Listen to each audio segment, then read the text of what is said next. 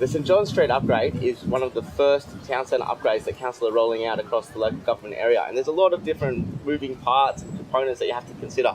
I'm here with Will, who's the design coordinator for the project. How do you bring all of that together, Will, and what sort of design features are we looking at? We've worked with AECOM in terms of putting together the detailed documentation package, which was originally put together in-house by council to bring it up to a concept stage.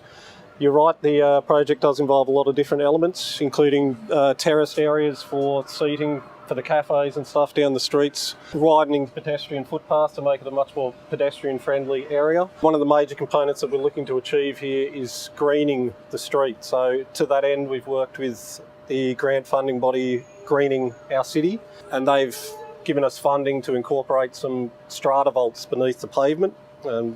And we will be directing stormwater into those strata vaults to feed the trees, essentially.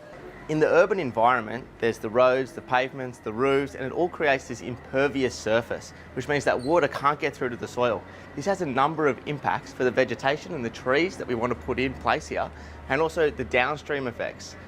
Water carries heavy metals, sediment and other pollutants, and the trees that need the water and the air in the soil to be able to survive get starved of those nutrients that they need.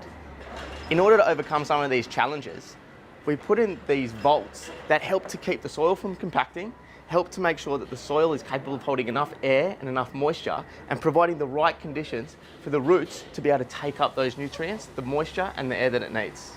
So the area is already really starting to take shape. Will, what has already been completed along here? We've basically reshaped this entire laneway. Starting up at the station, we've created an accessible path of travel across from the station up to St John's.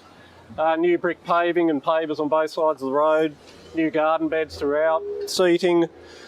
We've even done new street lighting all the way up the street, taking it off Ausgrid's connection and putting it onto our own private connection. So the design really considers how people are going to move around the site easily. Absolutely. And make that inclusive and accessible for our whole community. Yep. And it also includes things like the garden bed, which not only look great, so they also help with all the stormwater management. Correct, yeah, absolutely. So it's all about accessibility and about greening the area and just making it a more livable and enjoyable space for the public. The St John's project is finished, and you can come out and check out all the outdoor dining spaces with the green trees and the gardens that have been created. What you can't see now is the engineering solutions that are under our feet, those strata vaults that are helping to create an environment for these trees to grow healthy and strong.